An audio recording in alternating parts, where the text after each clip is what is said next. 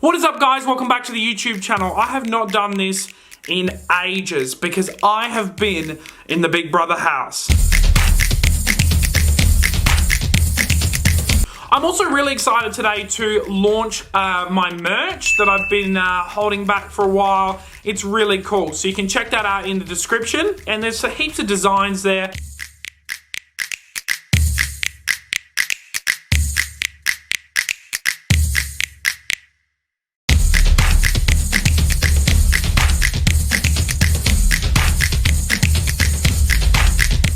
Before applying for Big Brother, I had been a fan of the show for so long. I used to watch all the seasons and keep up with all the housemates. And this year, when applications came out for the 2020 version, I thought, I've got to apply, I've got to give it a go. So I auditioned, and myself and 19 other people were selected out of 53,000 applications, which is just insane to think about it. Me from Adelaide, just known from my driving videos, to get into a production like this is so cool. Now, being in the Big Brother house was kind of trippy as well because you've got no phone, you've got no connection with the outside world. And I'm a total phone addict, so that was probably the hardest thing for me to deal with inside the house. Not being able to speak to my friends or family, but you're constantly living in this social dynamic where you've got to maneuver yourself throughout situations. And there was a few moments inside the house where you've got to really talk strategically with the other housemates to get people out at eviction ceremonies and try and win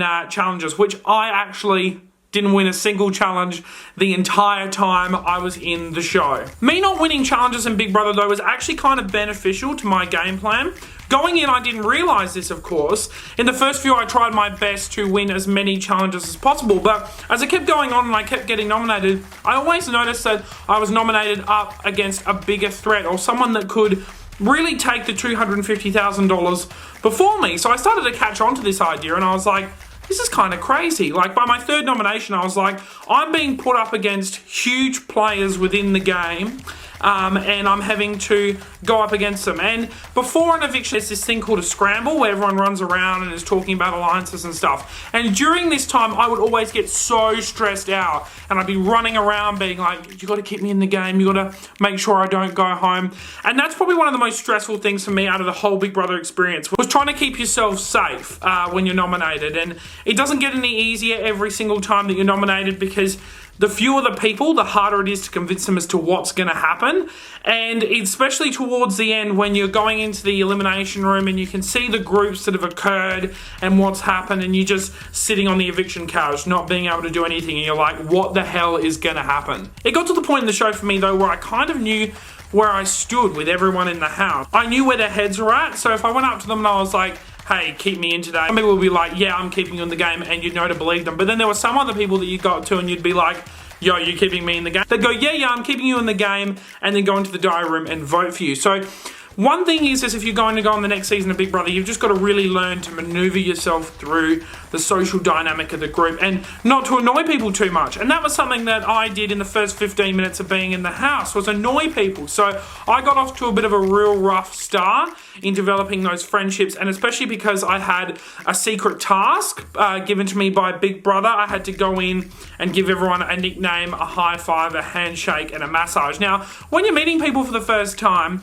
literally this is what I had to do. I had to walk up to them and be like, hey mate, I'm Kieran, do you want a massage? And people look at you like you're crazy, like, are you alright? Do you know what you're doing? You're meant to be here to get to know me, not to give me a massage. And the only real person that actually managed to click onto that was Alan. He came up to me and was like, man, are you alright? Are you okay with what you're doing?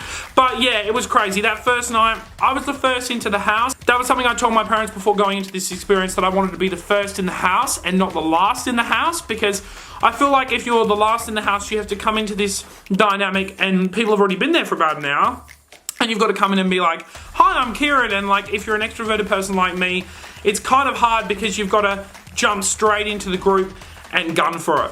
If you're thinking of applying for Big Brother Australia 2021, I would say definitely do it. It is, to this date, one of the best experiences of my life. Always being on edge about who's going to vote you and who's going to nominate you is one of the things that made the game so much fun. And I was saying to someone the other day, I don't think it would have been as much fun if I wasn't as nominated as much. And by the end of the series, when I left, I'd been nominated 7 times, which was insane. So that's 7 times sitting up on the eviction couch wondering whether I'm going to go home or I'm going to stay. My outcome in Big Brother Australia 2020 was that I actually got saved by Big Brother himself. So I was walking out of the hallway and I was heading towards the exit, and Big Brother goes, "Kieran, you have not been evicted." And I lost my mind. I was going crazy. I was like, what the hell is going on here?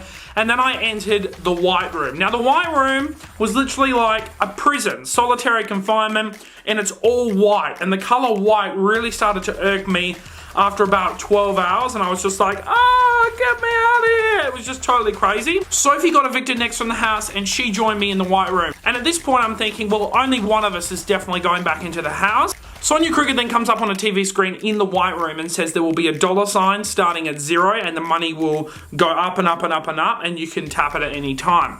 So for me, it was like, kind of, do I go back in the game and try and hit it for final 3, or do I grab it now and run for it and leave the game?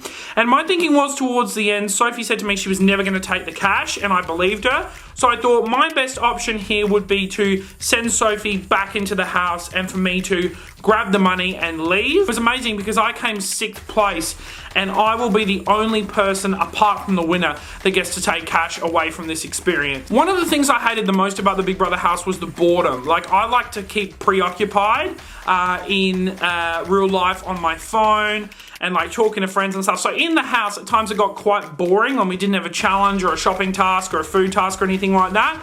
So yeah, that was like one thing that really annoyed me heaps. What a way to end a roller coaster experience inside the Big Brother house. It was just totally mind-boggling as to what happened. Thank you so much for watching. Hit the like button, subscribe for more if you want more videos like this, just talking about my experience in Big Brother, or if you want to see more terrible driving. I don't actually know what I'm going to do on this channel yet. I've had such a long time off of YouTube focusing on Big Brother and other projects. I'm also on TikTok. I'll see you guys in the next one.